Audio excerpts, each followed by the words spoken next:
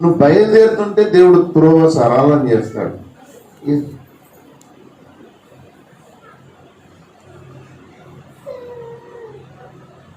Why revival carries అనే గ్రంథంలో ఆ భక్తుడు ఏం రాస్తాడంటే, your footsteps will decide your destiny.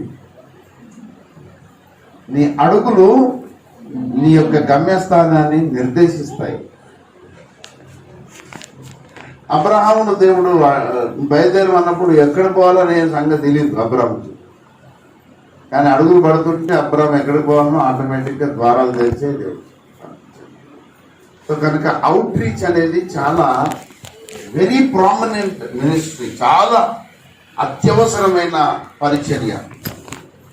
కనుక ఆ పరిచర్య గురించి పరిశుద్ధాత్మ దేవుని సహాయంతో ముందుకు వెళ్దాం. రండి, చిన్న ప్రార్థన చేసుకుని మనం ప్రభు యొక్క గైడెన్స్ ద్వారా మనం ముందుకు వెళ్దాం. ప్రేమగల తండ్రి, దయగల మా యేసయ్య, నీకు వందనాలు, స్తోత్రములు. ఇదిగో ఈ యొక్క రాజేంద్ర నగర్లో ఉన్నటువంటి ప్రభువా, ఈ యొక్క అగాపే సంపూర్ణ సువార్త సంఘము నిదాసుడు కృపావరమయ్య గారి ద్వారా మీరు నిర్మాణం చేశారు. యథార్థమైన భక్తుడు ప్రభువా, నీతో నడిచిన అనుభవం ఉన్న దైవజనుడు స్థాపించిన ఈ సంఘములో ప్రభా, నిష్ప్రయోజక దాసులను, బలహీన సేవకులను నేను నిలబడి మాట్లాడటం ఇది కొంత ధైర్య సాహసములు ప్రదర్శించాల్సిన సమయమే. కానీ కరుణగల దైవమా, నీ నీతిని ధరించుకున్నందుకు ఎనలేని ధైర్యం నీ దాసునికి వచ్చిందయ్యా. నీ రక్తములో నీ దాసుని సంపూర్ణంగా కడగండి ప్రభువా. ఇక్కడ ఉన్న ప్రతి ఒక్క సత్య సంబంధితో మీరు మాట్లాడండి, నాతో మాట్లాడండి. నిద్రాణమై ఉన్న మా ఆసక్తిని లేవనెత్తండి ప్రభువా.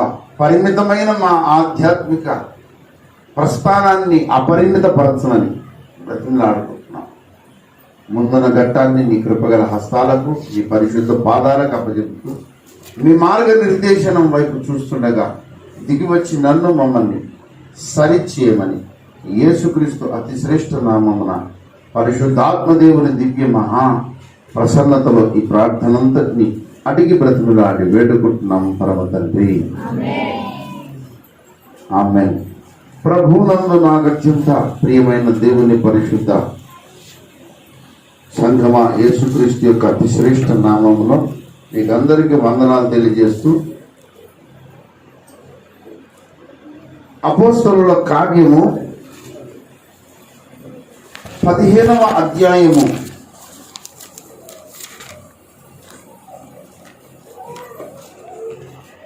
అపోస్తలుల కార్యము 15వ అధ్యాయము 21వ వచనాన్ని చదువుతున్నాను, చిత్తగించండి. ఏలయనగా సమాజ మందిరములలో ప్రతి విశ్రాంతి దినమున మోషే లేఖనములు చదువుట వలన మునపటి తరముల నుండి అతని నియమమును ప్రకటించువారు ప్రతి పట్టణములో ఉన్నారని చెప్పారు. చదువుకున్న లేఖన భాగమును బట్టి దేవుడు తన చిత్తమును తానే జరిగించుకొని మహిమ ఘనత ప్రభావములు ప్రభువే పొందుకొని మన అందరి గమ్యస్థానమును తాను నిర్దేశించును గాక. ప్రభునందు నాకు అత్యంత ప్రియమైన వాళ్ళరా, ఇక్కడ ఒక విషయాన్ని మనం గమనిస్తున్నాం. మోషే నియమమును ప్రకటించువారు ప్రతి పట్టణంలో ఉన్నారు. The law of Moses has been introduced in every city of the world. ప్రభు యొక్క ప్రవక్త అయినటువంటి మోషే నియమాన్ని ప్రకటించువారు ప్రతి పట్టణంలో ఉన్నారంట. ఇప్పుడు ప్రపంచంలో ఎన్ని పట్టణాలు ఉన్నాయో తెలుసా? గూగుల్లో సెర్చ్ చేయండి, 10,000 పట్టణాలు ఉన్నాయి. ఎన్ని పట్టణాలు ఉన్నాయి? 10,000 పట్టణాలు. ఇప్పుడు ఈ 10,000 పట్టణాలు ఉండగా మరి ఆ దినాల్లో ఎన్ని పట్టణాలు ఉన్నాయో మనకు తెలియదు. అపోస్తల కార్యం సమయంలో అప్పుడు మోషే నియమము ప్రతి పట్టణంలో ఉన్నది. ఇంతకు మోషే నియమం ఏంటి? మోషే ఏ నియమాన్ని ప్రతిపాదించాడు? ఆ నియమం ఏమిటి? దాన్ని ప్రతి పట్టణంలో ఎలా ప్రతిపాదించారు, ప్రకటించారు అంటే మోషే జీవితంలో అత్యంత కీలకమైన ఘట్టము ఎక్కడ జరిగిందో మనం తెలుసుకోవాలి. ఏమండి, మోషే జీవితంలో అత్యంత కీలకమైన ఘట్టం ఏదో మనకు తెలియాలి. ఇది మనకు తెలియాలంటే ఖచ్చితంగా మనము మోషే ఇశ్రాయేలీయులతో కలిసి ఆయన సాగించిన నిర్గమమును మనం చూడాలి. నిర్గమము అంటే ఏమిటి? గమము అంటే ఏమిటి? గమ్యము. గమ్యము అంటే మనం చేరవలసిన స్థానం. అసతోమ సద్గమయ గమయ అన్నాడు అంటే అర్థం ఏంటంటే అసత్యములో ఉన్న నన్ను సత్యములోనికి నడిపించు. మృత్యోర్మ అమృతంగమయ్య అంటే మరణములో ఉన్నాను, నన్ను మరణము లేని స్థితిలోనికి నడిపించు. తమసోమ జ్యోతిర్గమయ అంటే చీకట్లో ఉన్న నన్ను వెలుగులోనికి జ్యోతిలోనికి నడిపించు. గమయ అన్నాడు. మరి గమము అంటే అర్థం ఏంటంటే గమ్యస్థానం, నడవలసిన ప్రస్థానం. మరి నిర్గమము అంటే అసలు ఇక్కడ ఉండకుండా వెళ్ళిపోవడం. గమము నిర్గమము అంటే నేను ఇక్కడ నడిచే అనే స్థలమే లేకుండా వెళ్ళిపోవాలి నీ దగ్గరికి. ఇక ఎక్కడికి నడవద్దు. ఇక నా ప్రస్థానం ఎవరంటే నా గమ్యస్థానం ఏసీ. సో ఈ నిర్గమకాండములో ఇశ్రాయేలును ప్రభు అయిన దేవుడు మోషే ద్వారా నడిపించిన విధానం ఒకటి ఉంది. అందులో ప్రాముఖ్యమైన ఘట్టం ఒకటి ఉంది. ఆ ఘట్టం ఏంటంటే సీనాయి కొండ. ఏమండి, సీనాయి కొండ అనేది చాలా ప్రచండమైన అంశం. అది నేను చెప్తాను, మీరు తర్వాత ధ్యానించుకోండి. అసలు మీరు ఇక్కడ ఉండనే ఉండదు. ప్రతి సంఘం కాలేకపోతుంది. అసలైన సేవ ఏంటంటే సంఘాలను ఖాళీ చేయడం అసలైన సేవ.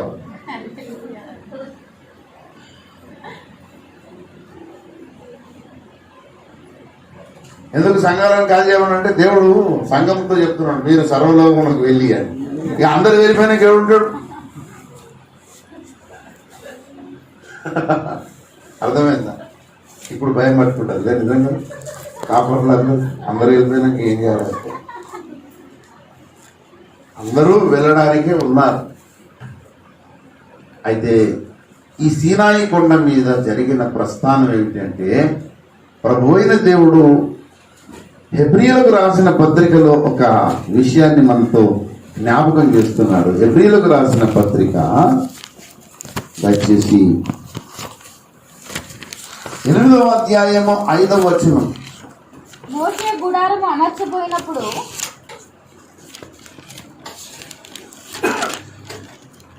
మోషే గుడారము అమర్చబోయినప్పుడు కొండ మీద నీకు చూపబడిన మాదిరి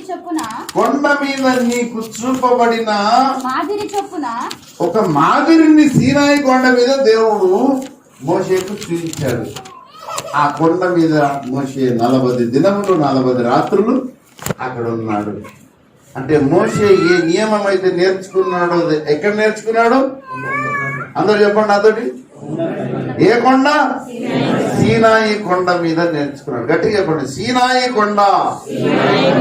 సీనాయి కొండ మీద మోషే అద్భుతమైన ఆశీర్వాదకరమైన సంగతులను నేర్చుకున్నాడు.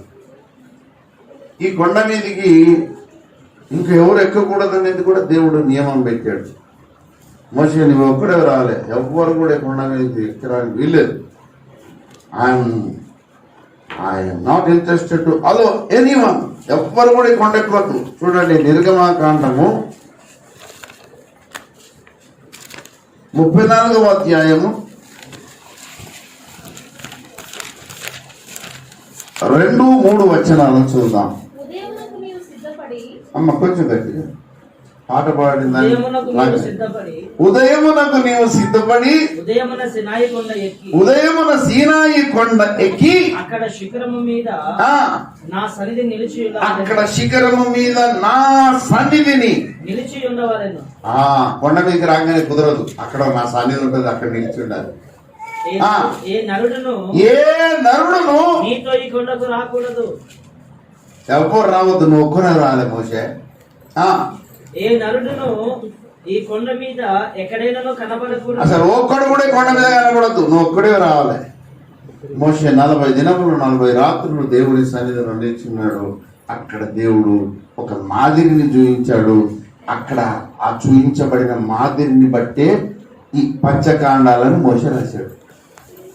సృష్టి కథనం అంతా మోషే రాసుకుంటూ వచ్చాడు.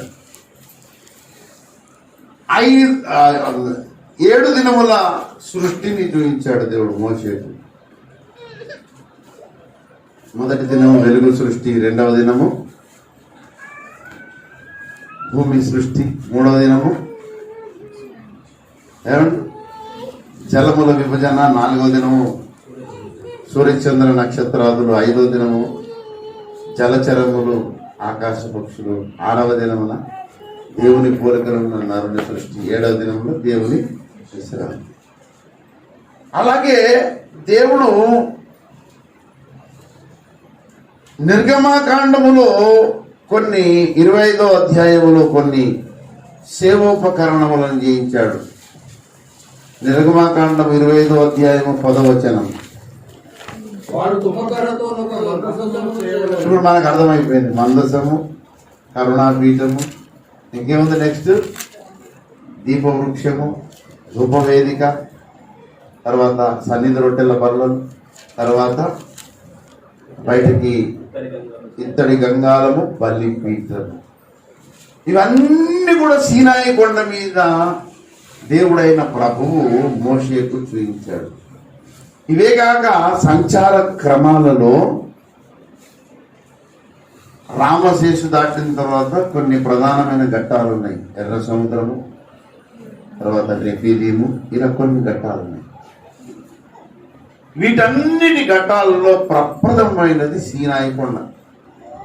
సీనాయి కొండ మీదనే దేవుడు మోషేకి ఏమి ఇచ్చాడట? అపోస్తుల కార్యము దయచేసి 7వ అధ్యాయము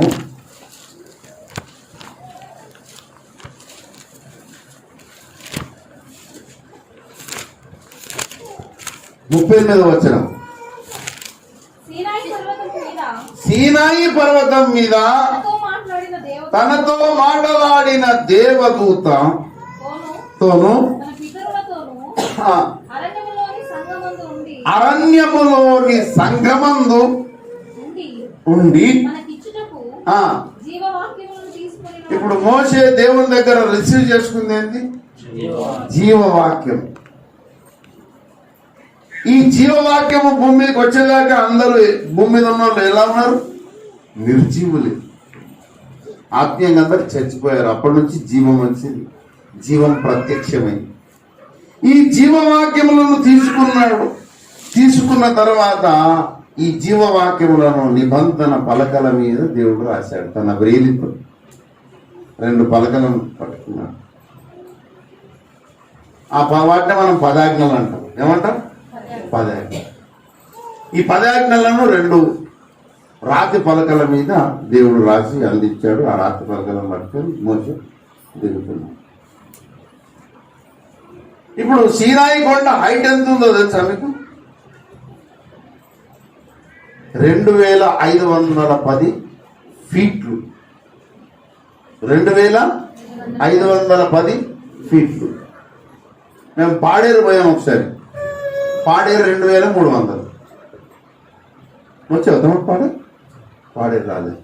పాడేరు కారులో పోతేనే 3 గంటలు ఎక్కడానికి. ఎంత? 3 గంటల ప్రయాణం. మరి ఎక్కడమే ఈజీ, దిగడం కంటే కూడా. ఎందుకంటే దిగేటప్పుడు జాగ్రత్త దిగాలి. బ్రేక్ ఫెయిల్ అయింది అనుకో ఇక మన అడ్రస్ దొరకదు. ఎత్తైన కొండ. సో ఇప్పుడు మీరు గోవా పోయేటప్పుడు అట్లాంటి పరిస్థితి కనబడి ఉంటుంది. ఎత్తైన పర్వత ప్రాంతాలు ఉంటాయి. 40 కిలోమీటర్లు ఎంత టైం పట్టింది? 2 గంటలు. అంటే దాదాపుగా అది 1800 ఫీట్ల హైట్ ఉంటుంది ఆ ఘాట్ సెక్షన్. మరి కారులో పోయేటప్పుడే అంత టైం పడితే మోషే ఆ నిబంధన పలకలను పట్టుకొని దిగి రావడానికి ఎంత టైం పట్టింది? మీరు ఒక్కసారి ఊహించుకోండి. మన కార్లో రావడానికి 3-4 గంటలు టైం పడుతుంది. అది కూడా జాగ్రత్తగా వస్తే. మరి నడుచుకుంటూ వస్తే 3 రోజులు పడుతుంది. సో మోషే నిబంధన పలకలను అలా మోసుకుంటూ వచ్చాడు. ఆయనకు తెలియదు, అది మోసుకుంటూ వచ్చిన తర్వాత అతని ముఖ చర్మం ప్రకాశించడం ప్రారంభం. ఏమండి, దేవుడిచ్చిన ఆ జీవవాక్యములను, ఆ నిబంధన పలకలమైన దైవశాస్త్రములను మోసుకుంటూ వచ్చాడు.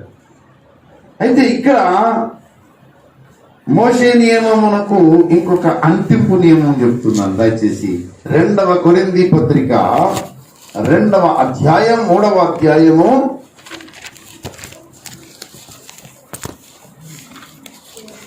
3వ వచనం చూడండి. 3:3 రాతి పలక మీద గాని సిరాతో గాని వ్రాయబడక మెత్తని హృదయములు అను పలకల మీద దేవుని ఆత్మతో మా పరిచర్య మూలముగా రాయబడిన క్రీస్తు పత్రిక ఉన్నారని మీరు తేటపరచబడుచున్నారు. అప్పుడు మోషే చేతిలో నిబంధన పలకలు ఉన్నాయి. కానీ ఇప్పుడు ఈ దైవజనుడు, ఇప్పుడు భూమి మీద ఉన్న అంత్యకాలపు మోషే ఎవరు? పేరు చెప్పండి ఒకసారి గట్టిగా గట్టిగా చెప్పండి. ఈ అంత్యకాలపు మోషే ఎవరు? దైవజనుడైనటువంటి అపోస్తలుడు అద్దంకి రంజితు. ఈ అంత్యకాలపు ఇర్మియా ఎవరు? దైవజనుడు అపోస్తలుడు అద్దంకి రంజితు. ఈ అంత్యకాలపు యెషయా ఎవరు? డౌట్ కదా? ఏమండి, యెషయా ప్రవచన గ్రంథము 8వ అధ్యాయము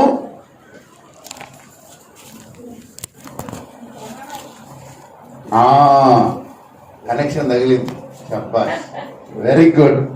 8వ అధ్యాయము 16వ వచనం చదవండి. ఈ ప్రమాణ వాక్యమును కట్టుము, ఈ బోధను ముద్రించి నా శిష్యులకు అప్పగించు. ఇప్పుడు ఆనాటి యెషయా ఈ ప్రమాణ వాక్యం కట్టాడా? ముద్రించి శిష్యులకు ఇచ్చాడా? ఇవ్వలే. మరి ఎవరిచ్చారు? అపోస్తలుడు, దేవుని ప్రవక్త, దీర్ఘదర్శి, దైవజనుడు అద్దంకి రంజితోహరి గారు చేశారు. అంటే ఇప్పుడు యెషయా మీద ఉన్న అభిషేకం ఎవరి మీద ఉంది? రంజితోహరి గారి మీద ఉంది. ఇప్పుడు ఈ అంత్యకాలము యెషయా ఎవరు? ఓఫిర్ గారే. ఇప్పుడు మోషే గారి నియమము ప్రతి పట్టణంలో ఉన్నప్పుడు మరి ప్రవక్త మోషే ఒక్కడే కాదు, ప్రవక్తలందరి అభిషేకము ఒక దైవజనుడి మీద ఉంది. ఆ దైవజనుడు అపోస్తలుడు అద్దంకి రంజితోఫిర్ గారు. మరి ఆయన ఇచ్చినటువంటి శాసనాలు ఏవేవి అంటే సత్య సంస్థాపక గ్రంథాలు. చాయ్పై చర్చ పర్లేదు. Thank you. చాయ్ అంటే చారిత్రక నడుస్తాను. ఇప్పుడు మోషే గారు రాసింది పంచకాండాలు, తర్వాత 90వ కీర్తన నుండి కొన్ని కీర్తనలు రాశారు. కానీ ఈ కడమ మోషే, కడమ ప్రవక్తలందరూ అభిషేకం కలిగినటువంటి అంత్యకాల మరి సార్వత్రిక క్రీస్తు సంఘ సంస్కర్త 8 సత్య సంస్థాపక గ్రంథాలను రాశాడు. ఇంకా అనుబంధ గ్రంథాలు ఎన్నున్నాయి? లెక్కలేనన్నాయి. అయితే అవన్నీ కాదు, ఆయన శిష్యుల హృదయముల మీద మెత్తని శిరతో పరిశుద్ధాత్మ ప్రేరితో రాసిన గ్రంథాలను అనేకము. ఎన్నో ఉపదేశాలు చేశారు. అవన్నీ గుండెలో పెట్టుకున్నాడు, ఇటుకాడు ఉంటాడు, పిచ్చి పెట్టినట్టు ఉంటాడు. ఏమండి, ఇప్పుడు 10,000 పట్టణాలు ప్రపంచం అంటుండగా ఈ ప్రతి పట్టణములో క్రీస్తు నియమము, మోషే నియమము, ఈ 2 కలిస్తేనే ఓఫిర్ నియమం. మీరు చూడండి, బైబిల్లో గలతీ పత్రిక 6వ అధ్యాయంలో ప్రభు అయిన దేవుని నియమము మనకు అక్కడ గోచరం అవుతుంది. 6వ అధ్యాయము 2వ వచనం.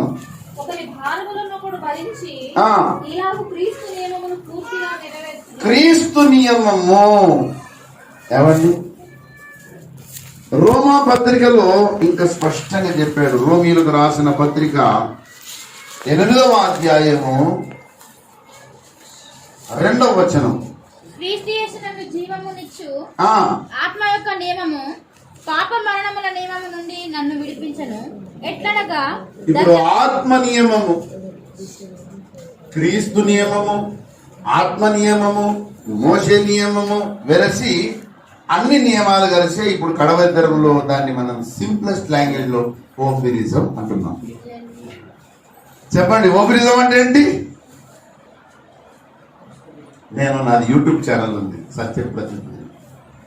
అందులో దైవ నడిపింపే ఓఫిరిజం అని ఒక టాపిక్ పెట్టేశా. దానితో చాలా దుమారం లేచింది. కింద అందరు కామెంట్ చేశారు, ఏం తెచ్చి పెట్టినారు. దానికి నేను మనసులో అనుకున్న జవాబు ఏంటంటే,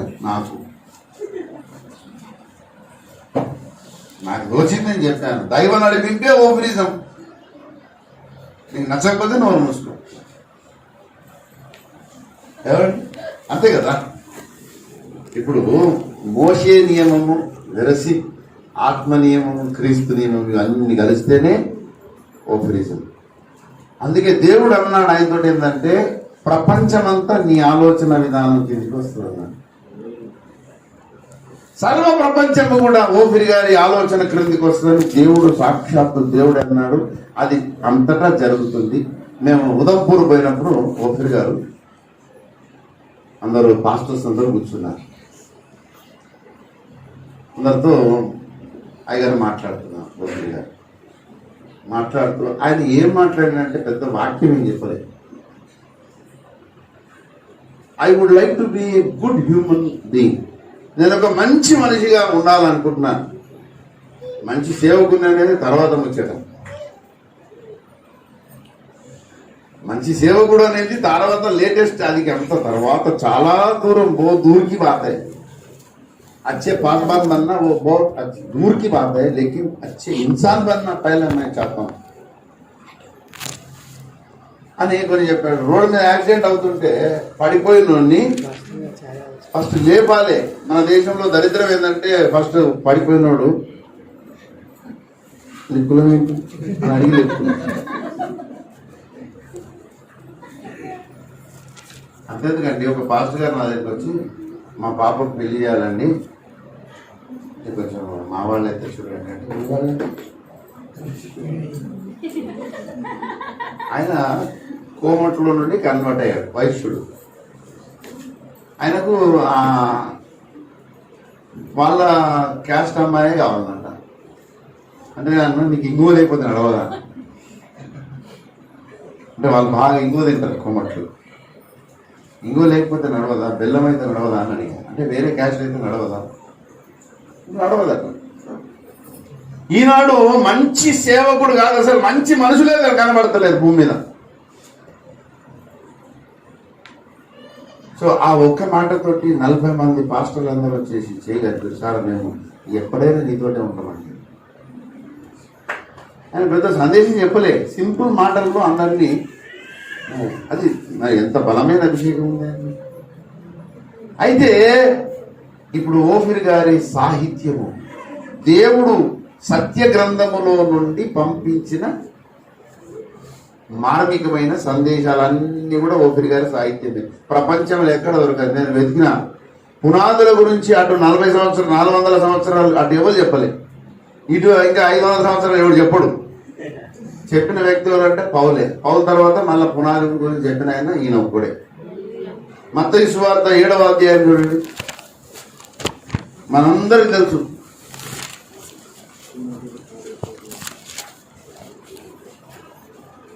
ఏడు 24. వాటి చొప్పున చేయు ప్రతి వాడును బండ మీద తన ఇల్లు కట్టుకొనిన బుద్ధిమంతుని పోలి ఉండును. వాన కురిసెను, వరదలు వచ్చెను, గాలి విసిరి ఆ ఇంటి మీద దాని పునాది బండ మీద వేయబడెను కనుక అది పడలేదు. ఇప్పుడు సత్య సంబంధులందరి పునాదులు దేని మీద ఉన్నాయి? గట్టిగా చెప్పాలి, బండ మీద ఉన్నాయి. మిగతా వాళ్ళ పునాదులు ఎక్కడ ఉన్నాయి?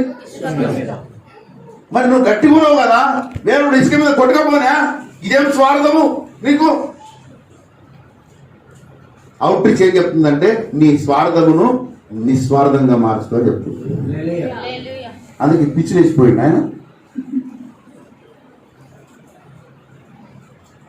నిస్వార్థం కొన్న గుడి తీసేసుకున్నాడు, నిస్వార్థం అయిపోయాడు. ఏమండి, మోషే నియమమును ప్రతి పట్టణములో ప్రకటించినట్లుగా ఈ కడవరి తరములో ఓఫీర్ నియమమును ప్రపంచ దేశాలలో 10,000 పట్టణాల్లో ప్రకటించాలి. అందుకోసమే అవుట్ రీచ్ మినిస్ట్రీ అనేది బలంగా పనిచేస్తుంది. దేవుని హల్లెలూయా. హల్లెలూయా. దేవుడు మనతో మాట్లాడుతున్నప్పుడు మనం వినాలి. ఒక అమ్మాయి ఏం చేసిందంటే బిడ్డకు చెప్పిందట, పోయిన పాలు పెట్టిన చూడుకో బిడ్డ అంటే పోయి పిచ్చి తల్లి పాలను చూస్తుందట. పాలు తెల్లగున్నాయి, పాలు పొంగుతున్నాయి, అయినా పాలనే చూస్తుంది. అమ్మ పాలను చూడమన్నది కదా, పాలను చూస్తుంది. పాలు పొంగి బయటపడ్డాయి, గ్యాస్ లీక్ అయిపోయింది, మొత్తం మరి కంపోస్ట్ తల్లి వచ్చింది. అదే పిచ్చిదా ఏం చేస్తున్నాను, పాల చూడమన్నా అంటే పాలనే చూస్తున్నాను. ఈనాడు చాలా మంది సేవకులు అలాగే తయారైపోయారు, విశ్వాసులు అలాగే తయారైపోయారు, సంఘ పెద్దలు అలాగే, సేవకులు అలాగే తయారైపోయారు. అవును, మరి మోషే నియమాన్ని ఆ దినాల్లో ప్రతి పట్టణంలో ప్రకటించారు కదా. మరి మోషే నియమానికి మించిన నియమం ఇప్పుడు ఉంది కదా. అందుకే దైవదేవుడు రాసిన పాట, మహాభక్తులు ఎవరు రాసేవారో తెలియదు. ఆత్మ నియమము ద్వారా సాగి కాదు ఆగిపోవదము.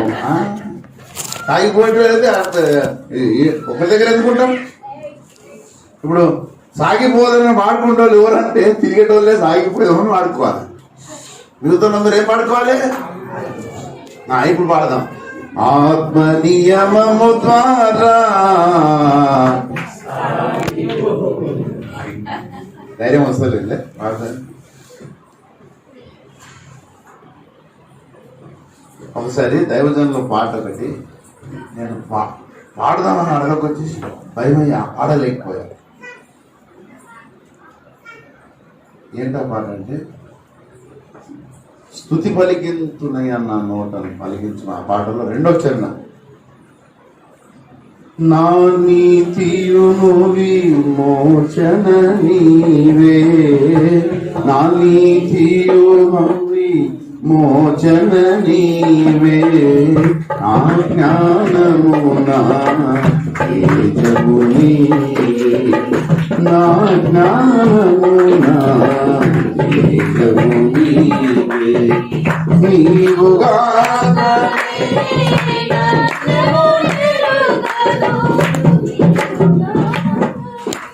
నీవుగాకనే అన్యము ఎరగరని ఆయన రాశాడు. ఆయన సాక్ష్యం అది. మనం అన్యం ఎరగకుంటున్నామా? యేసు తప్ప ఇంక ఏమి తెలియదు నాకు అనే సాక్ష్యం ఉందా? యేసు తప్ప అన్ని తెలుసు సాక్ష్యం మనది. ఆయనదేమో యేసు ఒక్కడే నాకు తెలుసు, ఇంకెవరు తెలియదు. ఆ పాట నేను పాడుకోలేకపోయా.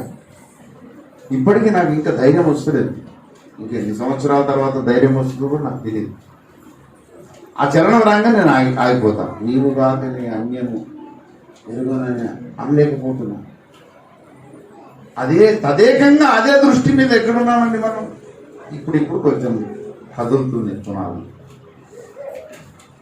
కనుక ప్రభువునందు నాకు అత్యంత ప్రియమైన వాళ్ళరా, 10,000 పట్టణాలు ప్రపంచవ్యాప్తంగా ఉండగా ఇంకా ఎప్పుడు మనం రీచ్ అవుతాం? అన్ని ఆయనే చూసుకుంటాడు. 42 సంవత్సరాలు నిద్ర లేకుండా ఆయన ఉన్నాడు. నువ్వు 42 సంవత్సరాలు నిద్ర లేకుండా ఉన్నావా? అవునయ్యా, ధ్యానంలో నువ్వు వెళ్ళాను. విచిత్రం ఏంటంటే కొంతమంది 9 కాగానే స్విచ్ ఆఫ్ చేసిమంటారు మన వాళ్ళే.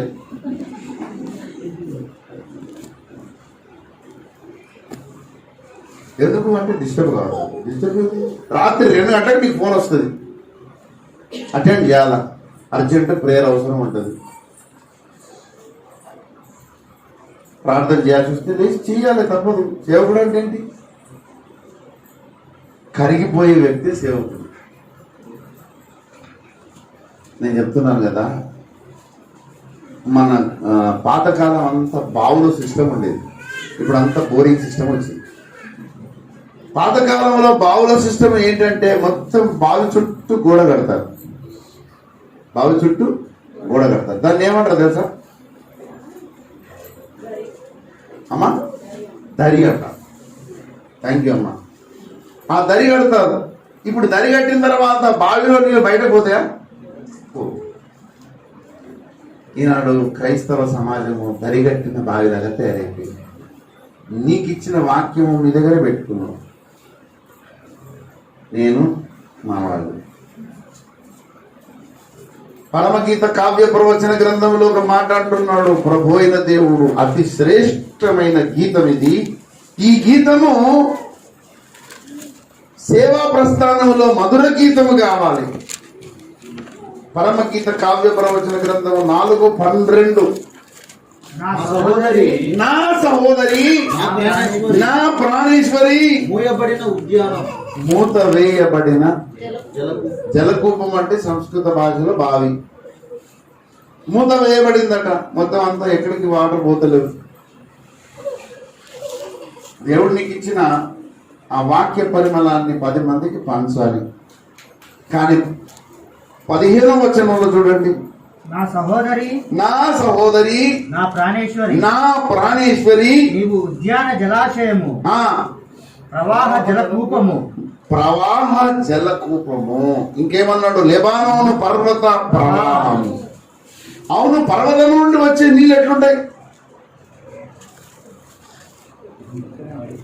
బొట్టు పడతాయా లేకపోతే స్పీడ్ పడతాయా? ఏమండి అంటే బలమైన అభిషేకముతో వాడబడుతున్న దైవజనులకి ఇది సాదృశ్యం. ప్రవాహ జలకూపము. దావీదుకు గొప్ప నది, మోషేకు గొప్ప నది. ఏమండి ఈ దైవజనులందరూ కూడా దేవుని దృష్టికి బహుదూరముగా ప్రవహించు నదులై ఉన్నారు. ఏమండి కనుక 98వ కీర్తనలో చూడండి దయచేసి. 98వ కీర్తన 8వ వచనం.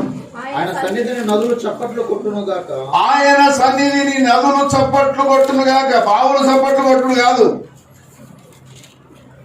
నదులు చప్పట్లు కొట్టాలి. నదులు ఇప్పుడు ప్రపంచంలో ఆధ్యాత్మిక జగత్తులో ఆత్మీయ ప్రపంచంలో అతి పొడవైన నది ఎవరు అంటే దైవజనులు అద్దంకి రజితోతులు గారు.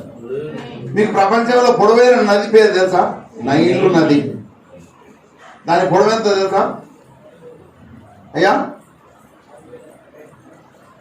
6000 మైళ్ళు. కిలోమీటర్ల మైళ్ళు. ఇప్పుడు ప్రస్తుతం ఆధ్యాత్మిక ప్రపంచంలో అతి పొడవైన నది ఎవరంటే దైవజనులు అద్దంకి. కనీసం మన మురుగు కాలువలు కాకపోతే ఎట్లా? కాలువే కానీ మురుగు కాలువ. దాన్ని తెలంగాణ భాషలో ఉర్దూలో మోరి అంటారు. 6,650 kilometers length, the longest river in the world. అయితే ఇప్పుడు భూమి మీద దేవుడు ఆధ్యాత్మిక జగత్తులో అంత పొడవైన ఒక నదిని పెట్టాడు. ఆ నది పేరే అపోస్తలుడు అద్దంకి రజితోతులు. ఏమండి పరిశుద్ధ దేవుడు భక్తులను మన ముందు పెట్టాడు. ఆయన 2002లో ఒకసారి ఆస్ట్రేలియా పోయించాడు. ఆస్ట్రేలియా పోయించి మళ్ళీ వచ్చి ఆటో దిగి ఇంటికి వచ్చాడు. ఎక్కడ పోయించారంటే ఆస్ట్రేలియా పోయించని చెప్తున్నాడు. బేగంపేట ఎయిర్పోర్ట్లో దిగి ఆటోలో వస్తున్నాడు. ఆయన 8 జపాన్ పోయించాడు. సర్వ ప్రపంచమంతా కూడా ఆయన ఇప్పుడు సంచారం చేయడానికి ఆయన ఉన్నాడు. మేము ఒకసారి బీదర్ పోయించాము. నేను భాస్కర్ వెంకటేష్ గారి ఇద్దరు బీదర్ పోయించి అక్కడ ఒక కోటలో నిలబడి ప్రార్థన చేసి వచ్చాము. ప్రభు మాకు బీదర్ కావాలి, అది ఎవరికి ఇచ్చినా సరే మేమైతే ప్రార్థన చేస్తున్నాం. సత్యానికి దేవుని దర్శనానికి బీదర్ కావాలని పడలేదు. తర్వాత మెల్లగా ద్వారాలు తెరవబడ్డాయి, మెల్లమెల్లగా అందరు పోతున్నారు. ఎవరు పోయినా అంతా మనోళ్ళే కదా. సో మేము పోయొచ్చి అబ్బా మేము మురిసిపోయినాం, మేము ఇద్దరం అబ్బా మనం బీదర్ వచ్చినాం. అయ్యగారి దగ్గర చెప్తే తమ్ముడు 20 సంవత్సరాల కింద నేను బీదర్ వచ్చినాను.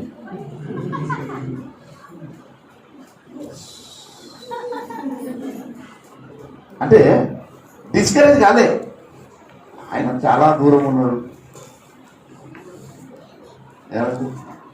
ఆయన ఒక మండుచున్న అగ్నిగోళంలో ఉన్నాడు. కాలుచున్న రాళ్ల మధ్య సంచరించిన దైవజనుడైన. ఆ మాట హెచ్కేఎల్ 28లో ఒక్కరికే ఉంది, లూసిఫర్కు. కానీ ఈ దైవజనుడు ఎక్కడికక్కడ పోయొచ్చాడు. ఈ దైవజనుడు పోయొచ్చి నేను క్రాస్ చేసి ఆ కర్నూలు ఎగ్జామ్లో, కర్నూలు మీటింగ్స్ అప్పుడు లాడ్జ్లో నేను క్రాస్ చెక్ చేస్తూ బాగా బుర్ర తిన్నా. ఆయన బుర్ర తినలేమనుకోండి, కానీ కాకపోతే ఏంటంటే పసిపిల్లని మారాలన్నమాట నాది. రిపల్సివ్ ఫోర్స్ అని రాశారు కదా, వికర్షక క్షేత్రం అని మీరు రాశారు కదా విశ్వ ప్రణాళికలో. మరి వికర్షక క్షేత్రం ఎట్లా రాశారు మీరు? అనుభవంతో రాశారా, అనుభవం లేకుండా రాశారా? సమీపింపరాని అంటే ఇక వెళ్ళలేమని అర్థం కదా, అని వెళ్ళే తప్పించుకుంటున్నారు. కాదు కాదు కాదు, ఇప్పుడు ఇట్లా అంటే సమీపించలేము అంటే నెట్టేసినట్టు, వికర్షణ అంటే నెట్టేసినట్టు కదా. మరి మిమ్మల్ని ఇట్లా నెట్టేసిన అనుభవంతో రాశారా, లేకపోతే లోపలికి వెళ్ళకుండా ఆపినట్టు రాశారా అని చాలాసేపు ఇబ్బంది పెడితే అందులోకి వెళ్ళడానికి నేను ట్రై చేసిన. మీకు సంతోషం కలుగుతుంది కదా, చప్పట్లు కొడతాడు. మనం ఎట్లుంటామంటే మన భావోద్రేకం మీకోసం మంచిగా ఇట్లా పెద్ద పెద్ద పీసులు చేసినామంటే అక్కడ హ్యాపీనెస్ వస్తుంది. కానీ ఇట్లాంటి ఆత్మ సంబంధమైన సత్యాలప్పుడు మనకు ఎమోషనల్ గా, మనం చిన్నపిల్లలకు చూపెట్టి చాక్లెట్ చూపిస్తే, ఇప్పుడు తేజకు చాక్లెట్ చూసినానుకో అంటే అయితే భక్తుల భావోద్రేకములను దుష్టుడు కవలించి పెట్టాడు. మనము అంటే ఆనంద పరవశనం కాకుండా ఇట్లా కట్టి పెట్టేశాడు. నేను అప్పుడప్పుడు కొన్ని సింగింగ్ కాంపిటీషన్స్ చూస్తుంటాను, ముఖ్యంగా ఇండియన్ ఐడల్ అవి చూస్తాను.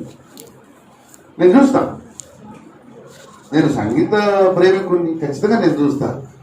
వాళ్ళు లోకస్తులే పాట పాడుకుంటా అనుకుంటారు, అంత ఎమోషనల్ అయిపోతారు.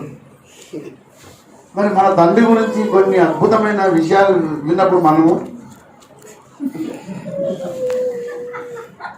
Emotion less. అరే నాకు ఒక సాక్ష్యం ఆయన చెప్పినప్పుడు వారం రోజులు నిద్ర పట్టలేదు. ఇప్పుడు మీకు కూడా నిజంగా నిద్ర పడుతుందో పట్టదో నాకు తెలియదు, కానీ నిద్ర పట్టకపోతే మీ భావోద్రేకంలో బ్రతుకున్నట్టు. మీకు నిద్ర పట్టకపోతే మీ భావోద్రేకంలో బ్రతుకున్నట్టు, లేకపోతే అవి వాడు కాలు పెట్టి తొక్కినట్టు సైతాన్ గారు. మన ఎమోషన్స్ ఏం చెప్పాడంటే, టీచర్స్ కాలేజీలో ఉన్నప్పుడు మార్నింగ్ వస్తూ తమ్ముడు టీ తాగేద్దాము పట్టుకొచ్చి చెప్తాను ఒక పాట విను అని ఆ రాగం వినిపించాడు. తర్వాత కళ్యాణే కదా, కళ్యాణి ఈ రాగం ఇక్కడిది కాదు, నేను ఆత్మలో ఎత్తపడ్డప్పుడు దేవుడు ఒక గొప్ప అద్భుతమైన ప్రదేశాన్ని తీసుకుపోయాడు. అది అసలు ఆ దేశమును వర్ణించ శక్యము కానంత సుందరమైన దేశము.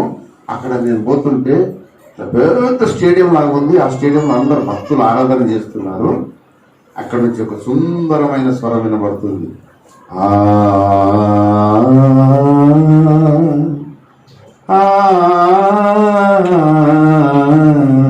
అదే పాట సర్వశుభదాయక తిమిరహారక, సర్వశుభదాయక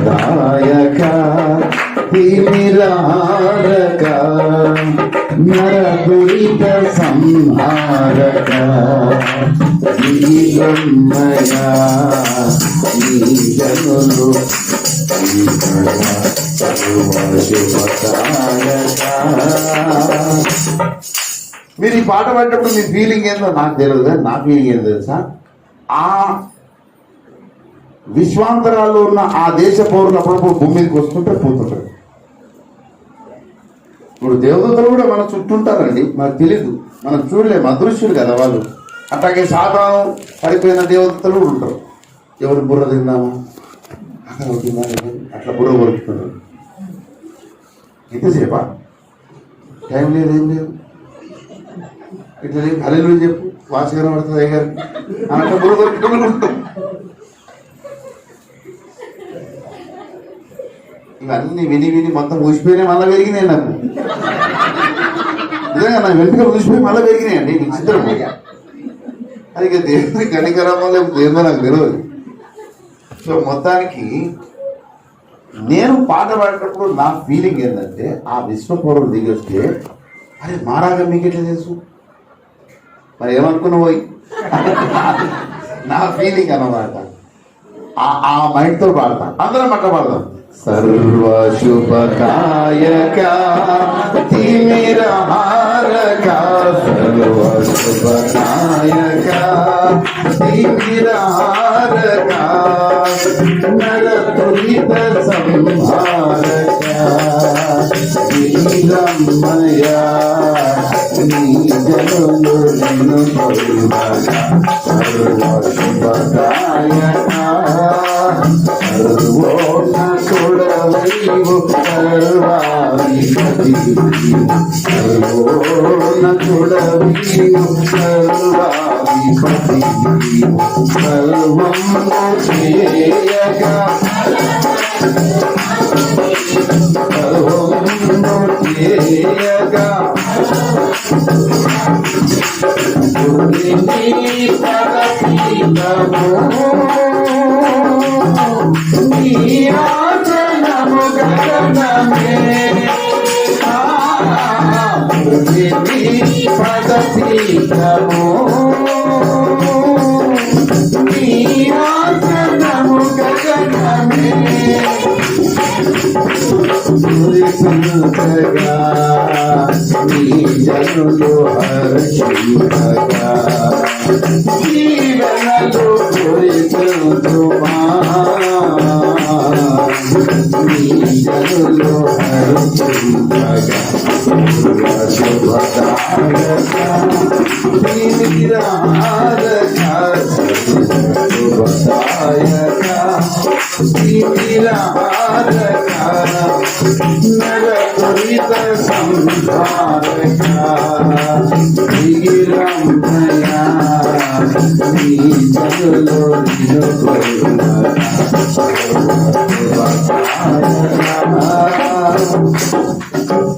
ఈ దైవజనుడి సాక్ష్యము, ఈ దైవజనుడి అనుభవాలు, ఈ దైవజనుడి ద్వారా దేవుడు అందించిన ఈ సత్యాలన్నీ కూడా ఒక ప్రత్యేక నియమం. ఈ నియమాన్ని ప్రపంచములోని ప్రతి పట్టణములో ప్రకటించాలి. ఎవరు ప్రకటిస్తారో ఒకసారి చేయొద్దు. నేనున్నాను. నేనైతే ఆఫ్రికా దేశానికి ఒప్పుకున్నాను. ఆఫ్రికా దేశం ఒప్పుకున్నా కానీ వాళ్ళు ఎన్ని దేశాలు ఉన్నాయి? ఆఫ్రికా ఖండం ఒప్పుకున్నా ఎన్ని దేశాలు ఉన్నాయో? 54 దేశాలు ఉన్నాయి. 54 దేశాలు ఉన్నాయంటే మరి 54 దేశాలు ఏం భాష మాట్లాడతారు? అక్కడ ఉన్న కరెన్సీ ఏంటి? జోర్ అనే కరెన్సీ అంటారు. ఇక్కడ జోర్ అంటే లెక్క, జోర్ లగాకి ఐసా అంటారు మన దగ్గర. అక్కడ జోర్ అంటే కరెన్సీ పేరు. సో ఇక మెల్లిగా ప్రారంభం చేసిన ఆఫ్రికన్ లాంగ్వేజ్ చాలా ఉన్నాయి యాక్సెంట్లు. రువాండా లాంగ్వేజ్ ఒకలాగా ఉంటుంది, నమీబియా ఒకలాగా ఉంటుంది, ఏదో అమీబా లాగుంది. కానీ మొత్తానికి దేవుడు కార్యం చేస్తాడు. నా నమ్మకం ఏంటంటే విలియం కేరీ గారు ఇండియాకి వచ్చినప్పుడు అతనికి ఏమీ రాదు, ఇట్ డజంట్ నో ఎనీథింగ్. కానీ ఇక్కడికి వచ్చాక 19 భాషలు నేర్చుకున్నాడు. ఇప్పుడు మనం చదువుతున్న తెలుగు బైబిల్ను కూడా పండితోత్తములను కూర్చుని డిక్టేట్ చేశాడు విలియం కేరీ గారు. మన దేశానికి వచ్చి మన భాష నేర్చుకొని మన బైబిల్ని ఆయన మనకు అందించిపోయాడు ఆ దైవజనుడు. మరి విలియం కేరీలో ఒక 10 వంతు కూడా మనం మారకపోతే మనం ఏం సాధించినట్టు? ఒకసారి వెనక తిరిగి చూద్దాం. ఏముంది? ZERO.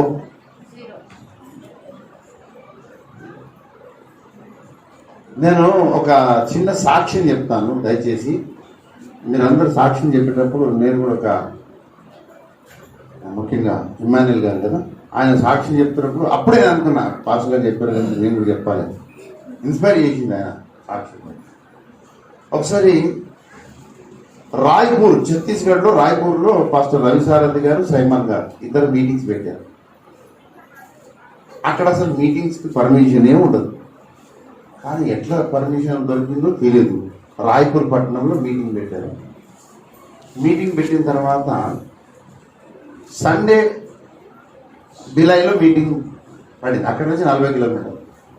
సో సండే ప్రభు శరీరం తీసుకోవాలి కనుక ఎక్కడ అంటే ఒక చర్చ్ ఉంది, చరిస్మాటిక్ చర్చ్. ఆ సంగతి పేరు చరిస్మాటిక్ చర్చ్. అది అంత ట్రెడిషనల్ చర్చ్. సో అక్కడ పోయి మేము ఏం చేసినామంటే అయ్యగారు బాబు అయ్యగారికి వాక్యోపదేశానికి సమయం ఇచ్చారు. ఇచ్చిన తర్వాత అక్కడే ప్రభు శరీరం కూడా వేసి అందరికి ఇచ్చారు. వాళ్ళు తీసుకోవాలి, మేము తీసుకున్నాం అనుకోండి, అది వేరే విషయం. సో బల్లారాధన అయిపోయిన తర్వాత మధ్యలో గ్యాప్ టైంలో సాక్ష్యముల సమయం. ఈ సాక్ష్యముల సమయంలో ఒక యంగ్ గర్ల్ వచ్చి నిలబడి సాక్ష్యం చెప్తుంది. మోస్ట్ ప్రాబబ్లీ 17, 18, 16, 17, 18 ఏళ్ళ వయసులో ఉంటుంది అమ్మాయి. ఆమె ఏం చెప్తుందంటే, ఏప్రిల్ నెలలో మేము ఆరాధనకు కూర్చున్నాము. ఆరాధనకు కూర్చున్నప్పుడు మా పాస్టర్ గారు ఆల్టర్ కాల్ ఇచ్చారు. అసలు సంఘ ఆరాధనలో ఒక ఆల్టర్ కాల్ కూడా ఉంటుంది. ఆల్టర్ కాల్ అంటే ఎవరు వెళ్తారు అని అడుగుతారు. ఎంతమంది అనండి సర్వలోకంలోకి వెళ్ళి ఎవరు వెళ్తారు అన్న కదా, that is altar call. Altar call అంటే అరుణ్ కుమార్ స్వరం కాదు. ఎవరి స్వరం అది? దేవుని స్వరం. మీరు సర్వలోకములకు వెళ్ళి అన్నది ఎవరు? అరుణ్ కుమార్, ప్రభు యొక్క దేవుడు. మరి మీరు సర్వలోకం వెళ్ళి అంటే వెంటనే నువ్వు డిసైడ్ చేసుకున్నావు, ప్రభు నేను వెళ్తాను ప్రభు. Immediate spontaneous obedience, instant obedience నీకు వచ్చేసిందా? నాకే చెప్పినావు ప్రభా, నేను వెళ్తా ప్రభావం. నేనైతే అడుగులు వేస్తున్నా, ఎటు పోవాలా నాకే తెలియదు, పోతాను నేను కూడా. స్టార్ట్ అవుతా. నువ్వు అడుగులు పడుతుంటే గమ్యస్థానం దేవుడు డిసైడ్ చేస్తాడు. కనుక ఆల్టర్ కాల్ ఆ పాస్టర్ గారు కూడా ఇచ్చారు. ఇవ్వగానే ఆయన ఏమన్నాడంటే, విద్యార్థులారా, కాలేజ్ స్టూడెంట్స్లారా, మీరు మీకు వచ్చే సమ్మర్ హాలిడేస్లో, ఆ సమ్మర్ హాలిడేస్లో మీరు యూజ్ చేసుకోవాలి, దాన్ని సద్వినియోగం చేసుకోండి. దేవుడు మీకు రక్షణ ఇచ్చాడు, తన రక్తం మీకోసం చిందించాడు, తన ప్రాణమును మీకోసం ధారపోసాడు, తన నీతిని మీ మీద గప్పాడు. ఇంత చేసిన దేవుడికి నువ్వు ఏం చేస్తున్నావు? ఆ 40 రోజులు ఇస్తే నీకు ఆశీర్వాదం కదా. ఆ 40 రోజులు నీకోసం కాదు, దేవునికి ఇచ్చేసి నువ్వు సువార్తకు వాడబడవు అంటే, ఒక అమ్మాయి, అక్కడ ఉన్న అమ్మాయి, పరిశుద్ధాత్మ దేవుడు నాతో మాట్లాడాడని విధేయురాలేపి, నేను తప్పకుండా ఈ 40 రోజులు నేను ఇంటిని వదిలేసి ఎక్కడైనా సువార్త చేసి వస్తాను అని నిర్ణయం తీసుకున్నాక, ఈ ఆరాధన అయిపోయిన తర్వాత అయ్యగారు దగ్గర వచ్చి చెప్పి, దేవుడు నాతో మాట్లాడండి అయ్యా, ప్రార్థన చేయండి అని ప్రార్థన చేయించుకుందామని నిలబడ్డది. ఇంకో పాప వచ్చింది, పక్కన నిలబడ్డది. ఏమైందని ఈమె అడుగుతుంది. ఈమె సాక్ష్యం చెప్పింది, సేమ్ నాతో కూడా దేవుడు అదే మాట్లాడాడు. ఈ 40 రోజులు సువార్త కోసం ఆమె ప్రతిష్ఠించుకున్నట్లే ఇంకో అమ్మాయి కూడా ప్రతిష్ఠించుకుంది. అట్లా ఒకళ్ళకి తెలియకుండా ఒకళ్ళు 40 మంది ప్రతిష్ఠించుకోండి. ఎంతమంది? 40 మంది ఆడపిల్లలు, 40 మంది ఆడపిల్లలు. బయట రక్షణ లేదు వాళ్ళకి. అవును, మృగం లాంటి ఈ సమాజం ఇది. రక్షణ ఉందంటే ఆడపిల్లలకు బయటకు పోతే దుర్మార్గపు సభ్య సమాజం కాదు ఇది, దుర్మార్గపు సమాజం. ఒంటరిగా ఆడది పోతుంటే ఎక్కడ ఏం చేస్తారో తెలియదు. అంత అసలు రక్షణే లేని సమాజం మనకు.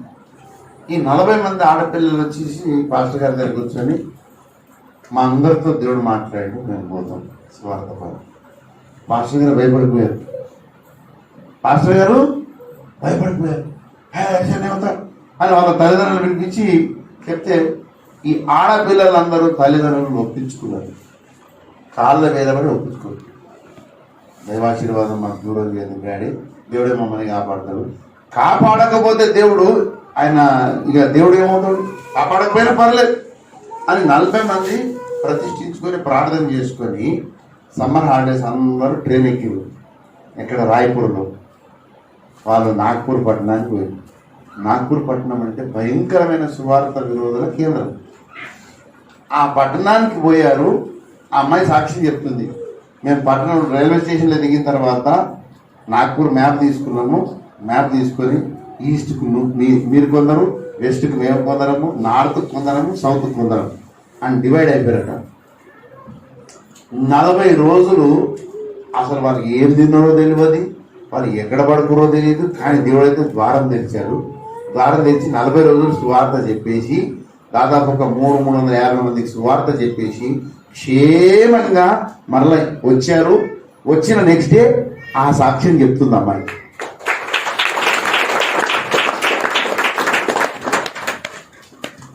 మన మొగలు ఉన్నవిడ నాకైతే సిగ్గేసింది. చీ నా పుట్టుక ఎందుకు, మగ పుట్టుక పుట్టి ఎందుకు నా మీద ఉంచుకుందామంటే కుదురుతలేదు. చాలా అసహ్యం వేసింది. ఇదొక బ్రతుక. అరే ఆడపిల్లలు, సేఫ్టీ లేని ఆడపిల్లలపై సువార్త చెప్పొచ్చారు 40 రోజులు. ఎందుకు ఈ మగ పుట్టుక, ఈ మీసం ఎందుకు? రొయ్య కూడా మీసం ఉన్నది. ఇప్పుడు కొత్త గడ్డాలు వచ్చినాయి, అదో బాధ. ఏం చెప్పరు. సాధారణంగా గడ్డం ఎప్పుడంటే భార్య మరి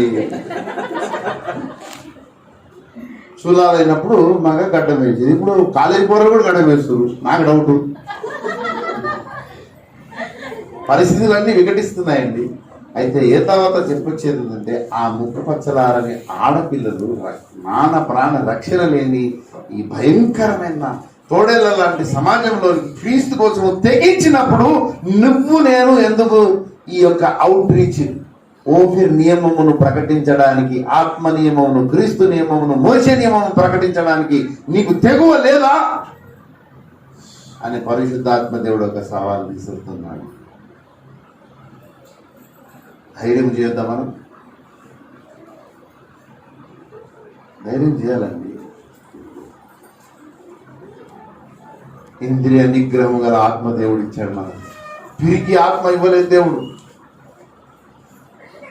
ఏమండి, మీకు ఒక మాట చెప్తాను నేను, సాక్ష్యమే. అస్సాంకు నేను ఫస్ట్ టైం పోయినప్పుడు రెస్ట్ క్యాంపు, ఆ ప్రదేశం పేరు రెస్ట్ క్యాంపు. అక్కడ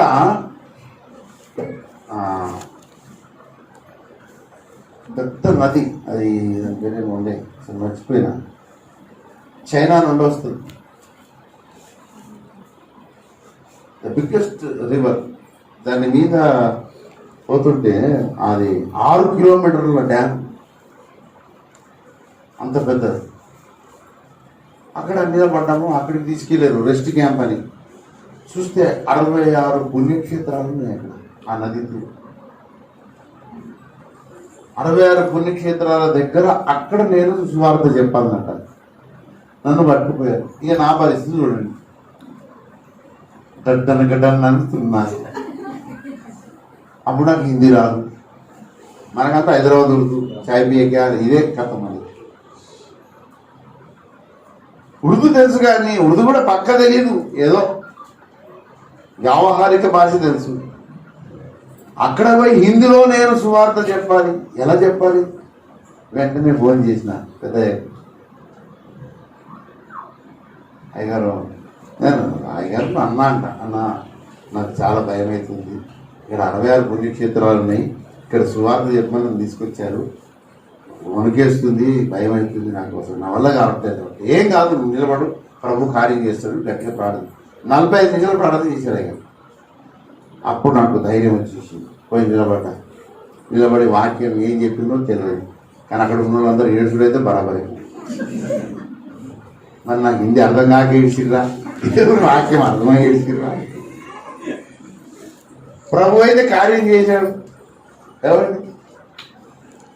ఏమండి మన తెలంగాణలో ఒక ఉర్దూ సేయింగ్ ఉంది, ఖుదా మెహర్బాన్ అయితే గదా మెహర్బాన్. మరి నువ్వు పోతే దేవుడు కార్యం చేస్తాడు. మరి నాకు హిందీ రాదు, ఉర్దూ రాదు. మరి దేవుడు అక్కడ ఏం చేసిండో కార్యం మొత్తానికైతే వాళ్ళు పట్టబడ్డారు.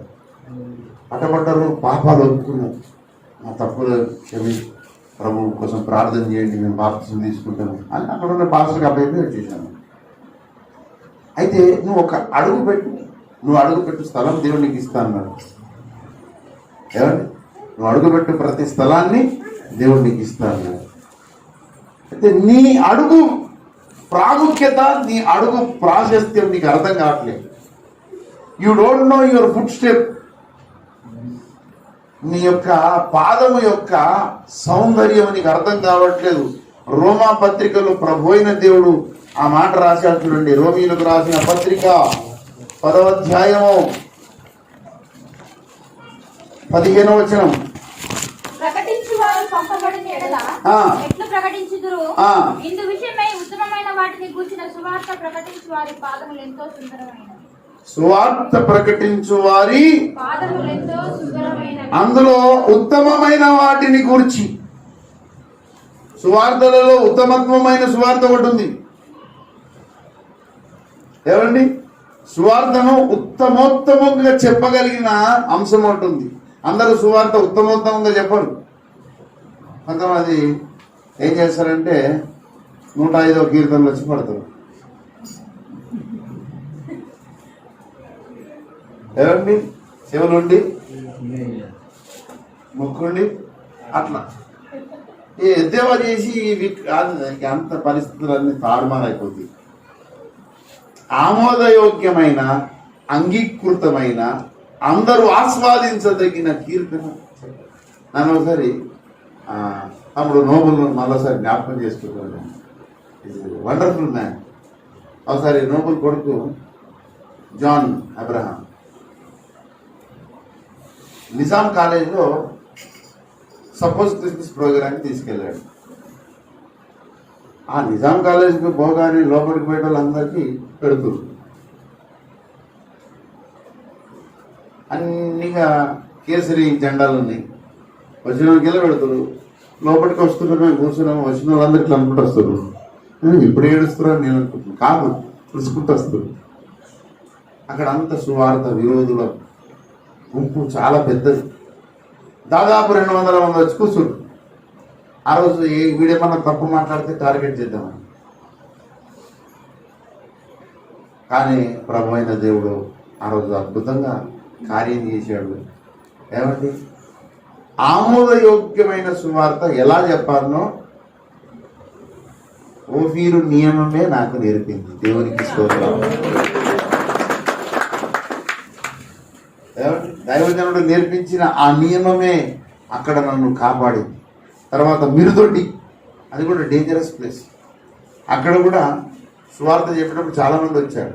కానీ మనం ఏదైతే పంత మనము పాటించామో ఆ పంతాన్ని మనల్ని అద్భుతంగా. కనుక ఉత్తమమైన వాటిని గురించిన సువార్త.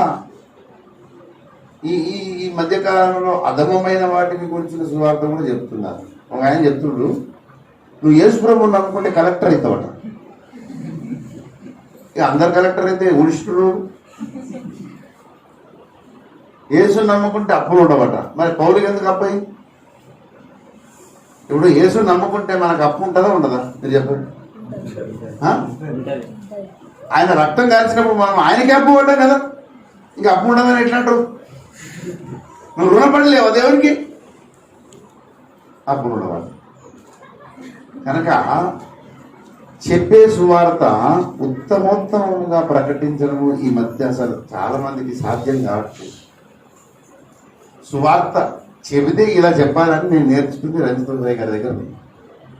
సువార్త సారం ఆ క్యాసెట్ విన్నప్పుడు నేను అసలు వెలిగిపోయినా. అరే వండర్ఫుల్ గాస్పెల్, ఇట్లా ఎవరు చెప్పరు? సువార్తకు పునాదులు ఉంటాయని, ఆ పునాదుల సువార్త సారములు చెప్పాలని, తర్వాత హైందవ క్రైస్తవం ఇవన్నీ చూసి చూసి చూసి ఇక ప్రపంచంలో ఇలాంటి ఈ లెవెల్ ఆఫ్ నాణ్యమైన రీతిలో సువార్త చెప్పడము అనేది మనం ఆటోమేటిక్గా నేర్చుకుంటున్నాం. ఇప్పుడు నేర్చుకున్న మనము ఇక్కడే గిరి గీసుకొని కూర్చున్నాం. మన తెలంగాణలో ఏమంటారంటే దడి కట్టుకొని కూర్చున్నాం. దడి అంటే ఏంటి? కంప. నీ కంప కాలిపోని.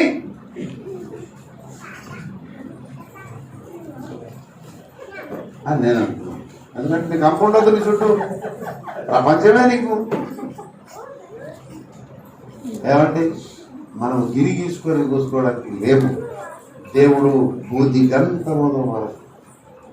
నేను పొద్దున లక్ష్మణ్ అడిగాను, ఇప్పుడు స్వప్నం అడుగుతున్నా. ఒక పాట ఉంది, దిక్కులెల్ల పిక్కటిల్ల అనే పాట అయ్యగారు రాశారు. ఏంటది? ఆ పాట ఎంత అద్భుతంగా రాశారు. దిక్కులెల్ల పిక్కటిల్లేటట్టు సువార్త భేరిని ప్రకటించాలి. మనం నువ్వు చెప్పే సువార్తను ప్రపంచ దేశాలకు అసలు ప్రార్థన సువార్త రెండు బూది గంధములకు చేరాలి. భక్త దావీదు అంటాడు, నాదు ప్రాణము తల్లాడిల్లాగా బూది గంధములా నుండిగా, నాదు ప్రాణము తల్లాడిల్లాగా బూది గంధములా నుండిగా,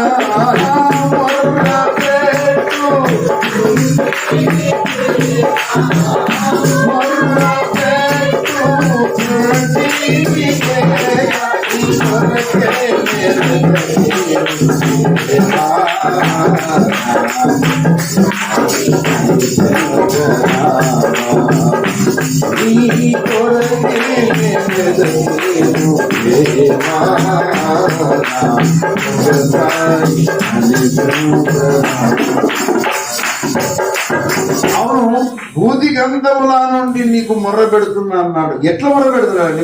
అన్ని దిక్కులు. దిగంతములు అంటే దిక్కుల అంతము. 4 దిక్కులు ఉన్నాయి. 4 దిక్కుల అంతము నుండి మొర్ర పెట్టాడట. How it is possible? అయ్యా, భూమి గోలికాయగా అది కూడా వాస్తవమే. కానీ అసలు శిశులైంది ఏందో తెలుసా? ఒక విశేషమైన ప్రార్థన భక్తులు నేర్చుకున్నారు. మనం ఏం చేస్తామంటే ప్రార్థన పట్టిక రాసుకుంటాం, ప్రేయర్ పాయింట్స్. ఆ పాయింట్స్ ప్రకారం మనం ప్రార్థన చేస్తాం. కానీ ఒక యూనివర్సల్ ప్రేయర్ ఒకటి ఉంది. కొలసీ పత్రికలో పౌలన్న ఆ పంత నేర్పించారు.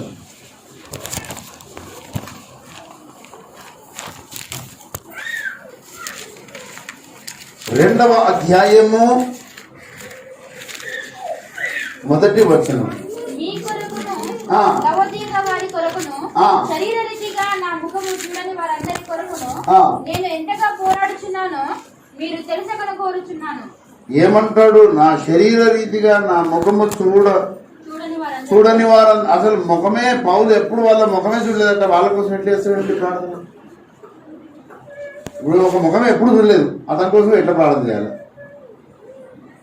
ఇప్పుడు చైనాలో ఉన్నాడు చిన్న కళ్ళుని, ఆఫ్రికాలో ఉన్నాడు ఇంత పెరుగులోని. ఏమండి అసలు ఎప్పుడు ముఖం చూడడంలో కోసం ఎట్లా ప్రార్థన చేశాడండి పౌలన్న? సింప్లెస్ట్ సీక్రెట్ ఏంటో తెలుసా? అపోస్తల కార్యంలోనికి రండి, 17వ అధ్యాయము 30వ వచనం. ఆ అజ్ఞాన కాలములను దేవుడు చూచి చూడనట్లుగా ఉండెను. ఇప్పుడైతే అందరూ మారు మనసు పొందవలని మనుషులకు ఆజ్ఞాపించు. ఇప్పుడు మొదటి పాయింట్ మన ప్రార్థనలో, ప్రభువా అంతటా అందరూ మారు మనసు పొందినట్టుగా కృప చూయించు. ఇప్పుడు అందరంటే ఎవరెవరు వచ్చారండి? బూది గంతముల నుండి కవర్ చేసుకొచ్చి ప్రార్థన. ఇది మొదటి పునాది. రెండవ పునాది ఏంటి?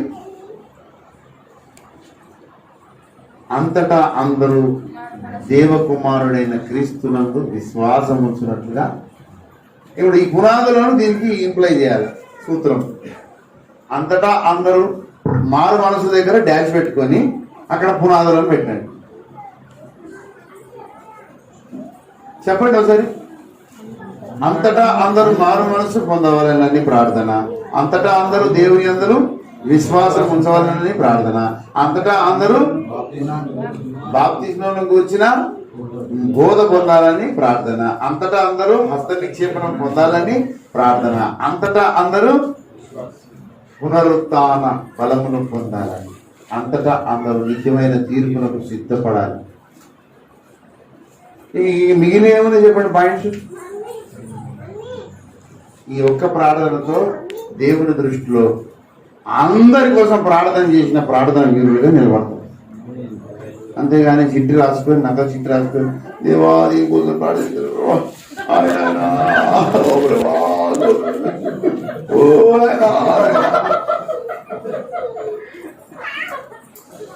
అదే ఇది పౌలు నియమము. ఈ కడవరి తరంలో రంజితుడి నియమం అండి. ఎవరు నేర్పింది మనకు? దేవుడు తన భక్తుల ద్వారా నేర్పి. ఇప్పుడు ఈ నియమము ప్రపంచంలో ప్రతి పట్టణంలో మనం ప్రకటించాలా వద్దా? దేవుని సంకల్ప సంపూర్ణత ఎంత అద్భుతమైన అది. ఆ చార్ట్ అది ప్రపంచానికి తెలియదు, నీకు తెలుసు. నువ్వు దాన్ని ఓడబెట్టుకున్నావు, మంచిగా రాసి పెట్టుకొని ఇందులో పెట్టుకొని మురిసిపోతున్నావు. ఇలా అవును, నీకు తెలిసిన అంతే, వేరే తెలియదా? అంత స్వార్థమా? చూడండి అసలు నువ్వు ఎంత అపాయకరమైన కాలంలో నువ్వు చూడండి. తిమోతి పత్రికలో రండి, 2వ తిమోతి పత్రిక 3వ అధ్యాయం 1-2 వచనాల్లోకి వచ్చి పడిపోయినాం మనం. అంత్య దినములలో అపాయకరమైన కాలములు వచ్చునని తెలుసుకొను. మనకు ఒక ప్రమాదకరమైన అపాయకరమైన కాలం వచ్చింది. ఏంటది తెలుసా? స్వార్థమైపోయినాం మనం. నేను, నా సంఘము, నా ఆత్మీయ పిల్లలు, ఇంకా మా చుట్టాలు, పక్క ఊర్లు ఉన్న ఇంకా మా ఊళ్ళు ప్రపంచం. ఇదేనా సేవ?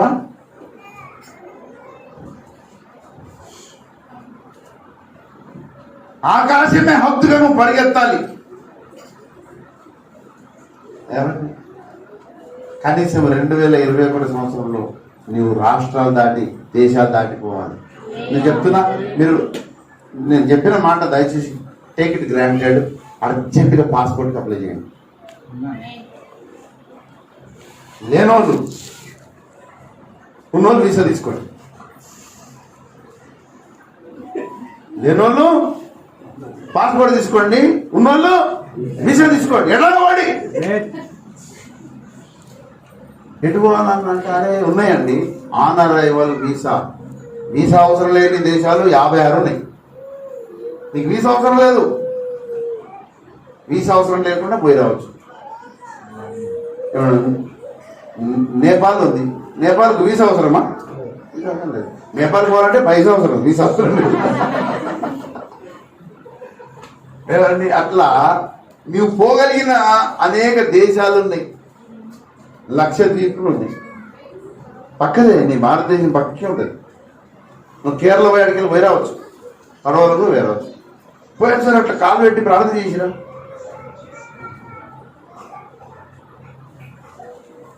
నేను అండమాన్ పోయొచ్చాను, ఇప్పుడు వచ్చాను కదా.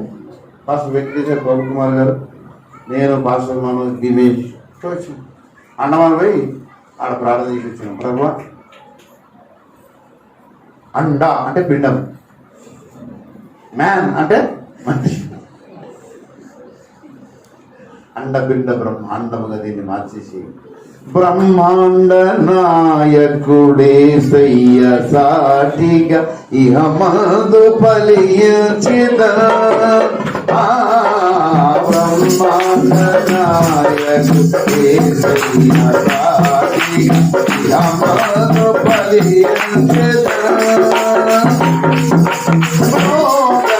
భక్తాలి చేరగా నడియాక సముకేయదా. గడపూర మోదగ భక్తాలి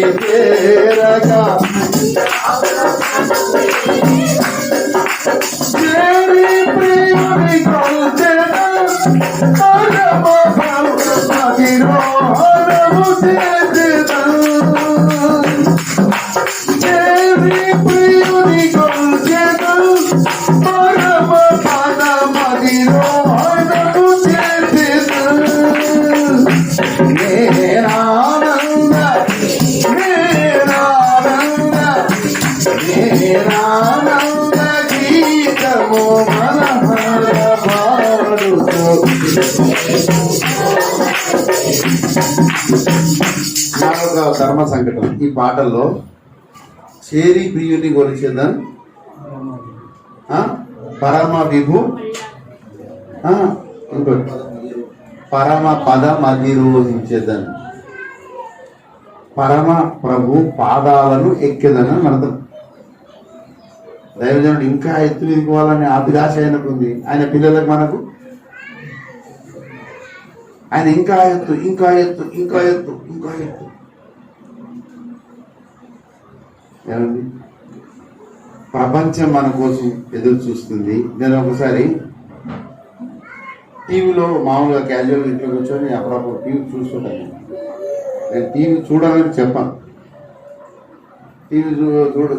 టీవీ చూసినందుకు నేను పాపాత్ముని కాలేదు, చూడనందుకు పరిశుద్ధుని కాలేదు. టీవీ చూడాలి, అన్ని తెలుసుకోవాలి. అందులో టీవీలో అసలు లోకంలో ఏం జరుగుతుందో తెలుసుకోవాలంటే టీవీ. ఆ టీవీలోనే కదా సువార్త కూడా వచ్చేది. టీవీ చూస్తుంటే అనుకోకుండా ఒక ఛానల్ అట్లా చేంజ్ అయ్యింది. అందులో ఒక సినిమా వస్తుంది, శ్రీ మంజునాథ. సినిమా పేరు కూడా చెప్తున్నాం. అరే పాస్టర్ సినిమా పేరు చెప్పచ్చు అంటే మీరు చూసినాక దాని పేరు చెప్పదు, వేరే పేరు చెప్తున్నాం. అందులో ఒక ఆయన భక్తుడు ఉంటాడు, శివ భక్తుడు. ఆ భక్తుడు వచ్చి అక్కడ ఉంటాడు. అయితే ఆ శివుడు మారు రూపంలో వస్తాడు. వచ్చి తన దగ్గరికి వస్తే ఇతను ఏం చేస్తాడు, గుర్తుపట్టక ఎలా కొట్టేస్తాడు, తెలపడం పని. అప్పుడు ఆ శివుడు ఏం చేస్తాడంటే, సరే ఈ భక్తుడు అర్థం చేసుకుని గుర్తుపెట్టలేదని వెళ్ళిపోతుంటాడు. వెళ్ళిపోయిన తర్వాత అదృశ్యుడు అయిపోతాడు. అప్పుడు ఇతడు ఏం చేస్తాడు, వచ్చిన వాడు ఎటుపోయిందని చూస్తాడు. చూడగానే దాని అడుగులు కనకనలాడే లిప్పులాగా మెరుస్తుంది. ఆ భూమి అంతా ఇట్లా మంట మంటగా ఉంటుంది. అది ఎందుకో నన్ను బాగా ఇన్స్పైర్ చేసింది ఆ దృశ్యం. ఆ శివుడు నడిచిన అడుగులంతా కూడా ఇట్లా ఎర్రగా కాలుతున్నట్టు చూపిస్తాడు. అది కొద్దిసేపు అయినంటే ఇట్లా పైకి అంతర్ధానం అయిపోతుంది. ఇది నేను చూడగానే వెంటనే ఫోన్ చేసిన.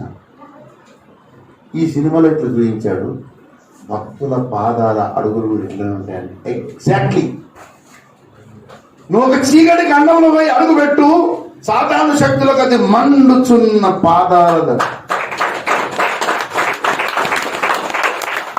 నీ పాదాలకున్న ప్రత్యేకత నీకు అర్థమైతలేదు.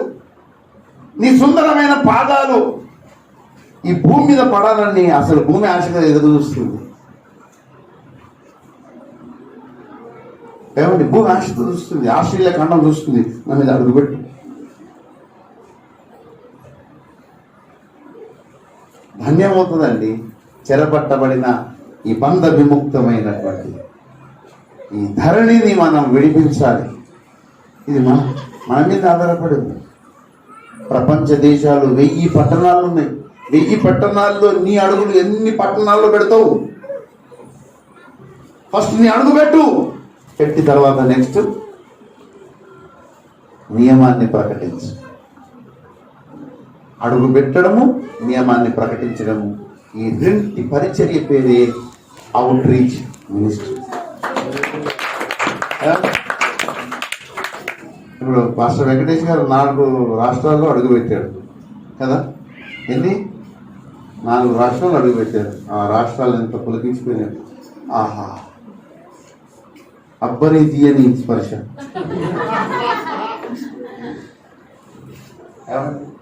నిజంగా చెప్తున్నాను, భూమికి ఆత్మ ఉన్నది. మనం ఏ భూమి మీద వెళ్తున్నామో ఆ భూమికి ఆత్మ ఉన్నది. పరిశుద్ధుల యొక్క సంచారమును బట్టి దాని ఆత్మ పులకిస్తుందండి. యేసయ్య పుట్టినప్పుడు భూమి కూడా పులకరించింది. పుడమి అంత పులకరించ పరమ సైన్యమంత పాడగా వేడగా కొనియాడగా స్తుతించగా పుడమి అంత పులకరించ పరమ సైన్యమంత పాడ. 2001లో గోదావరి కానీ మీటింగ్స్ అవుతున్నాయి. అందరూ ఇట్లా కూర్చున్నారు. నేను స్తుతి ఆరాధన నడిపిద్దామని తీసుకొని అందరం నిలబడి దేవుని స్తుతిద్దాం, హల్లెలూయా హల్లెలూయా అంటే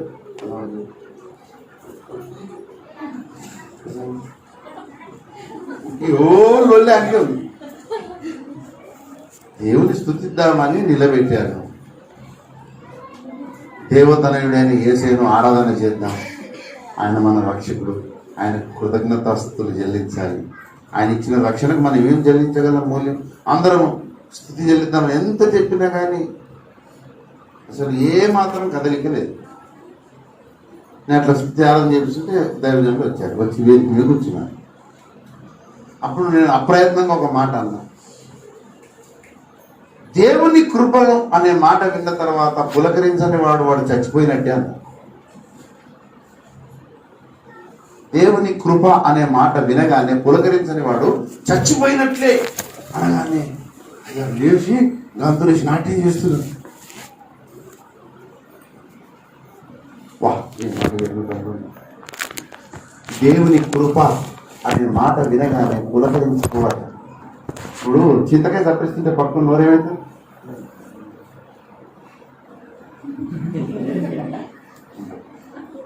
కదా, మరి చింతకాయ గొప్పదా యేసయ్య కృప గొప్పదా? మరి ఎందుకు పులకరిస్తలేదు?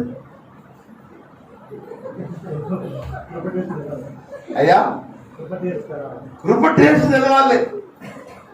ఏమండి నేను అసలు ఆ వస్తువు వస్తుంది కృపావరమయ్య గారి యొక్క సేవలను జ్ఞాపకం చేసుకుని నా అంతరంగా పురుషుడు పులకరించిపోయాడు. చెప్తున్నాను కాదు, నేను అయ్యగారు అంటే సజీవంగా ఉన్నప్పుడు చూడలేదు. ఆయన గారు ప్రభు దగ్గరికి వెళ్ళాక ఆయన భౌతికంగా చూశాను, కానీ ఆయన సేవా పరిమాణం మాత్రం నాకు కొంత అర్థమైంది. నేను थोड़ा समझ सका ये आदमी आसान आदमी नहीं है. తర్వాత అయ్యగారు చెప్పిన సాక్ష్యం బట్టి ఇంకా బుర్ర వేడెక్కిపోయింది. అమ్మ బాబోయ్ అంటే మనము ఒక భక్తుని చూసే విధానము అనేది మన ఆత్మీయ అంతస్తుని ఆధారపడుతుంది. నువ్వు ఆత్మీయంగా కొంచెం పరిడవిల్లితే నీకు ఆ భక్తుడు అర్థమైపోతుంది. కనుక ప్రభునందు నాకు అత్యంత ప్రియమైన వాళ్ళ ఇప్పుడు దేవుని నియమము, క్రీస్తు నియమము వెలిసి ఆత్మ నియమము, అలాగే పౌర నియమము కానీ మోషే నియమము కానీ ఇవన్నీ కలిపి వీరు నియమం. 1000 పట్టణాల్లో మనము ప్రకటించినంత వరకు అసలు దేవుడు మన విషయమై ఆనందించడు. ప్రతి పట్టణంలో ప్రచురించడానికి ఇక్కడ మనం కూడుకున్నాం. ఇక్కడ పొగ పెడుతున్నాం అన్నమాట. మనం ఇక్కడ ప్రార్థన చేసి పొగ పెడితే కనీసం ఒక 10-20 మంది అన్నా లేపబడాలి. అది ఉపవాస ప్రార్థన యొక్క అసలు శిష్యులైన ఉద్దేశం. సో ఇప్పుడు ప్రపంచంలో 10,000 పట్టణాలు ఎదురు చూస్తున్నాయి. ఎవరు వస్తారు నా కోసం?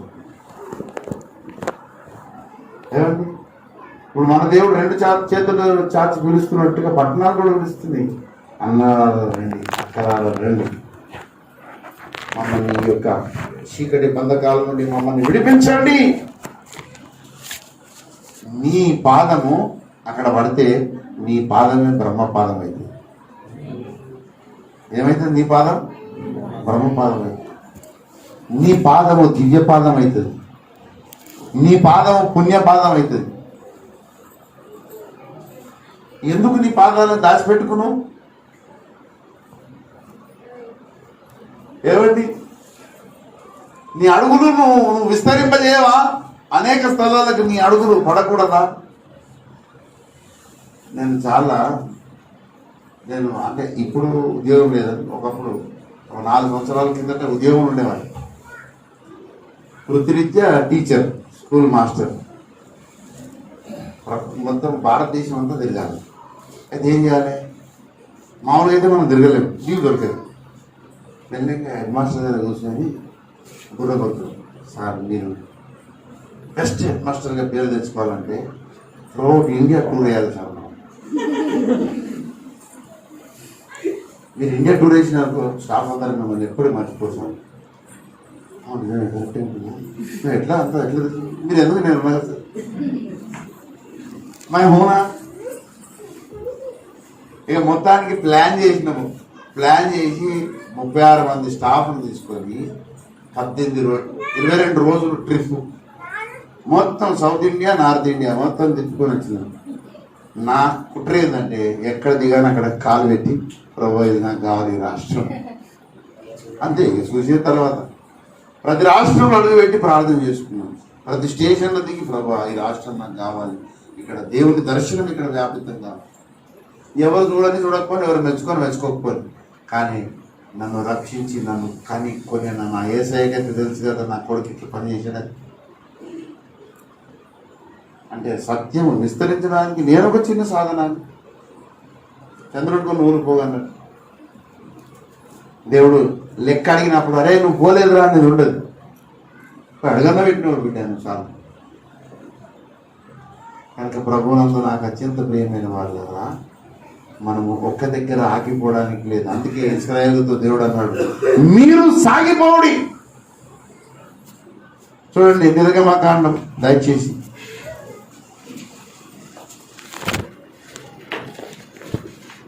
14వ అధ్యాయము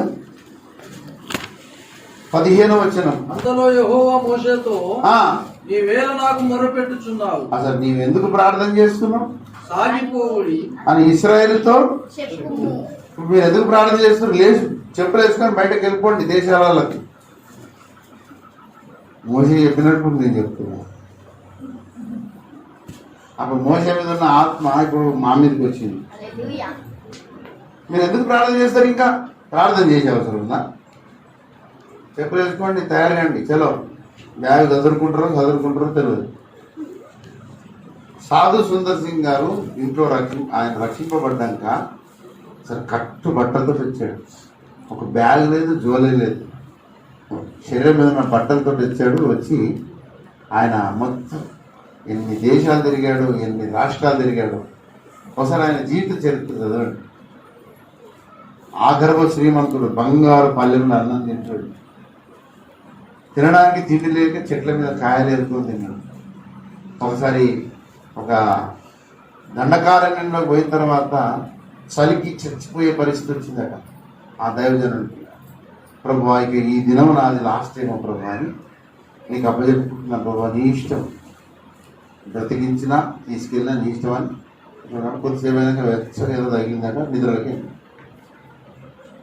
పొద్దున లేలేత కిరణాలు ముఖం మీద పడుతుంటే సూర్యుని వెంట దక్కరకు చూసరికి ఇటొక పులి అటొక పులి ఇటొక పులి ఇటొక 4 పులులు ఆయన పక్కకు అన్ని వాటి వెచ్చదనం ఇస్తున్నాయి ఆయనకు సరిగ్గా కాపాడడానికి. పులు లేనిది ఒక భక్తుడికి వెచ్చదనం ఇవ్వడం ఏంటండి?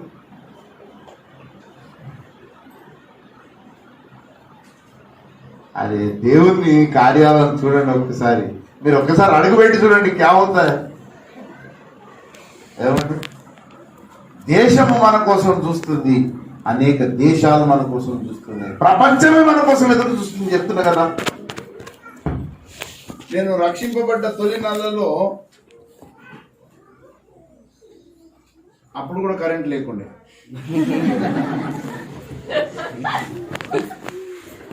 సంఘంలో ఇట్లాగే వాక్యం చెప్పుకున్నారు. అప్పుడు దేవుడు నాతో మాట్లాడాడు, ద్వీపములు నీ బోధ కోసం ఎదురు చూస్తున్నాయి అంటే నేను సంఘంలో నిలబడి చెప్పాను. నేను కొన్ని రోజులైనా మీకు దొరకను, ఎందుకంటే దేవుడు దీపంలోకి వెళ్ళమంటున్నాడు. అంటే సంఘం కొంతమంది నమ్మిండు. నాకు ఆ ముఖాలు ఎప్పుడు తెలుసు బాగా, అంటే అవహేళన అనమాట. గీడు దీపంలోకి పోతాడట. ఏమండి, కానీ ఇప్పుడు వాళ్ళు పాపం పశ్చాత్తాపడదు. అయ్యో తప్పర్థం చేసుకున్నాం మాయ గారిని. దేవుడు నిన్ను అన్లిమిటెడ్ మినిస్ట్రీకి ఇచ్చాడు. అసలు నీకు ఎల్లలేవు. ఎల్లవేళలందు కష్టకాలమందు వల్లపుల్లో యేసును స్తుతింతు.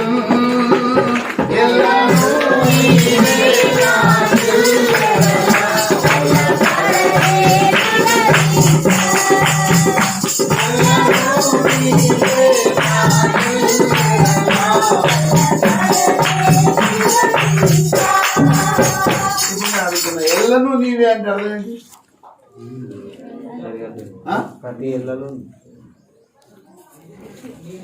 అన్ని స్థలాల్లో నీవే, ఎల్లను నీవే, నాకెళ్ళాడలా.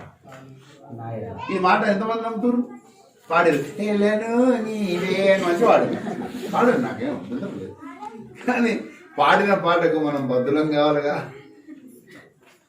నేను పాడుకుంటప్పుడు ఎల్లను నీవే అంటే, నేను 54 దేశాలు ఉన్న ఆఫ్రికా ఖండం పోతే 54 దేశాల్లో కూడా నువ్వు నాకు ఉన్నావు. అది నా విశ్వాసం. అవును, నేను నా ప్రభు నమ్మడం తప్ప? చెప్పండి.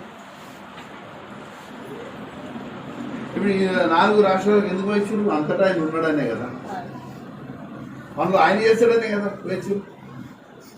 ఆయన ఉన్నాడనే పోయినందుకు దేవుడు ఏం చేసాడు? తర్వాత తెలిసిండు.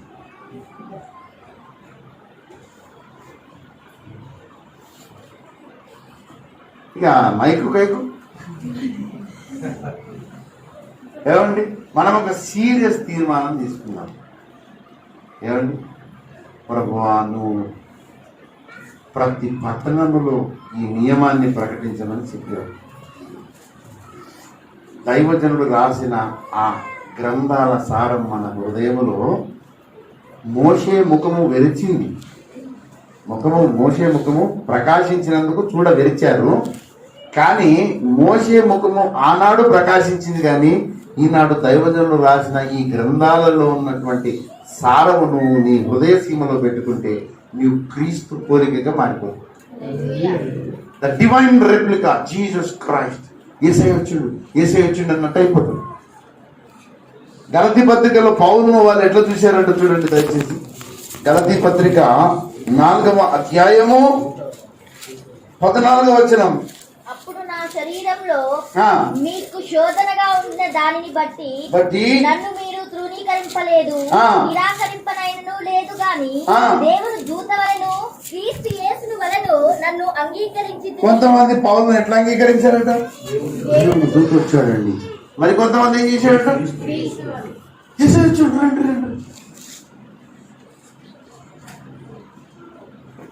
నేను అభిషేకం తీసుకున్న రోజు దైవజనం నా తల మీద చేయబెడితే 2 లారీలు నా తల మీద పడ్డంత ఫీలింగ్.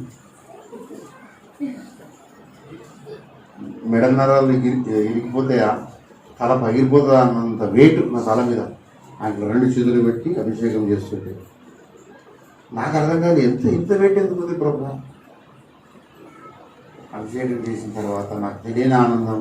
ఒకసారి ఇట్లా కళ్ళు తెరిచి చూశాను, ఊపిరే కనబడతలేడు. ప్రభు అయిన యేసయ్య కనబడుతుంది. తెల్ల డ్రెస్సులో చూసి నవ్వుతున్నాడు. తర్వాత నేను పాడు నీదు సత్య రూపము నిలలో చూపు విధము నేర్పు అని రాసిన పాట ఆ రోజు నెరవేరింది. నాకు ఆయన కనబడలేదండి, ప్రభునే కనబడ్డాడు. నేను చెప్తున్నా కదా, యేసయ్య నువ్వా నన్ను అభిషేకించింది? నేను ఉపవాస ప్రార్థన ప్రతిష్ఠించుకుంటే నా గదిలోకి వచ్చాడు ప్రొఫెసర్ గారు. మంచం మీద కూర్చున్నాను, చూసి నవ్వుతున్నాను. నన్ను చూసి నాకు అర్థమైతే లేదు, ఏంది ఇది? కొన్ని సంగతులు మీరు చెప్పుకుంటూ నవ్వుకుంటారు, విచిత్రంగా ఉంటాయి. అది హాస్యాస్పదంగా ఉంటాయి, విచిత్రంగా ఉంటాయి. కాకపోతే ఏంటంటే ప్రభు అయిన దేవుడు ఆ గొప్ప దైవజనుని ద్వారా, సార్వత్రిక క్రీస్తు సంఘ సంస్కరణ ద్వారా, దీర్ఘదర్శి ద్వారా, అపోస్తలుని ద్వారా ఆయన మనకిచ్చిన ఈ యొక్క సారమంతా అదొక నియమం. ఈ నియమాన్ని ప్రతి పట్టణములో ప్రకటించడానికి మనం కంకణబద్ధులం కావాలి. ఏమండి, మరి ఇక్కడ మనం ఒక తీర్మానం తీసుకోవాలి. ప్రభువా నేనున్నాను, నన్ను వాడుకో ప్రభు. ప్రభువా నేనున్నాను, నేను సిద్ధమే, నేను వెళ్ళడానికి సిద్ధంగా ఉన్నాను. I'm here to go. నన్ను పంపుము ప్రభువా, నన్ను పంపుము ప్రభు, నన్ను పంపుము అని ప్రార్థన చేసుకుందాం. ఇది సరి అయిన సమయం. నిర్ణయం తీసుకునే విషయంలో ఎక్కడన్నా తేడా వచ్చిందో ఇక మళ్ళా